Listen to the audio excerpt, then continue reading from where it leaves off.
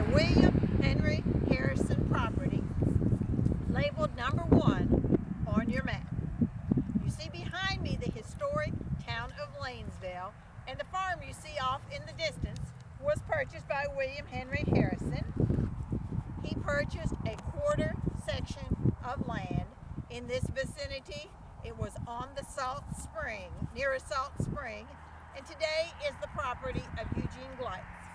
We found this by traveling west on Highway 62, east on Highway 62. And then, just after we entered into the town, we turned left on Crandall-Lanesville Road. It is private property. This will be number 2 on your map. We're down in Boone Township in the vicinity of Old Goshen Cemetery, directly across behind me from Union Chapel Christian Church Ladies Aid Building.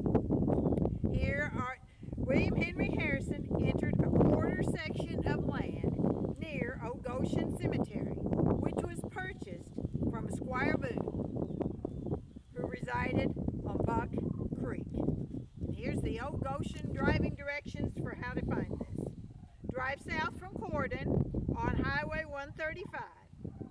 Turn left on Highway 11. That's the last road before the bridge. Go to the bottom of the ramp. Turn left again on Highway 11 and take that road all the way into the town of Laconia. Turn left to continue to follow Highway 11. Then turn left on Old Goshen Road till you come to the corner of Old Goshen and Union Chapel. And then William Henry Harrison property was located in this corner. Happy birthday, William Henry Harrison. William Henry Harrison was born February 9th, 1773 on Berkeley Plantation on the James River in Virginia. His wealthy father, Benjamin Harrison V, served as a member of the Continental Congress, as a signer of the Declaration of Independence and governor of Virginia. William Henry Harrison was his youngest son, and as such he had minimal financial prospects, although he briefly studied a doctorate under Dr. Benjamin Rush. Staking his future on a military career, he also used his Virginia connections and was appointed Indiana Territorial Governor. Although William Henry Harrison was not a native of Harrison County or Indiana, he was closely connected with our area in the early 1800s. While Governor Harrison resided at the capital of the Indiana Territory at Graceland in Vincennes, he made frequent trips through our part of southern Indiana on his way from Vincennes to the Falls of the Ohio, making friends with settlers along the way. Working with Harvey Heath, William Henry Harrison purchased a quarter section at the junction of Big and Little Indian Creeks, where we're now standing, in a luscious valley fed by the springs at the base of the surrounding hills, where Corydon now stands. And we're filming just south of the Indian Creek Trail.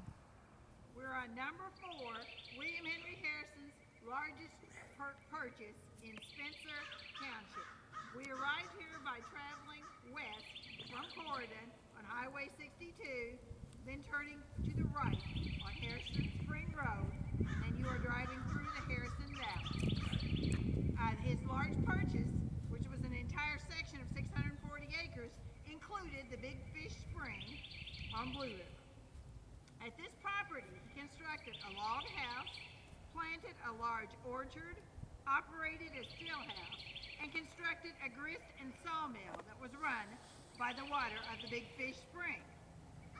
On April 1st, 1810, Harrison and John George Frimmer entered into a 5-year contract for the operation of this mill and property. However, 2 years later, in 1812, this partnership was dissolved.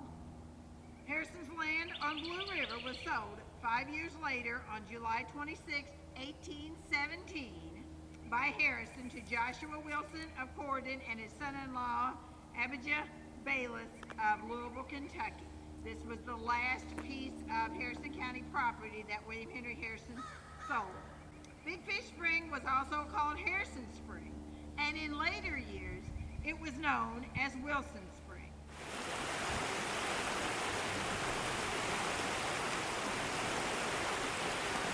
About 1865, a German Reformed church was constructed at Fountains in the vicinity of the mill.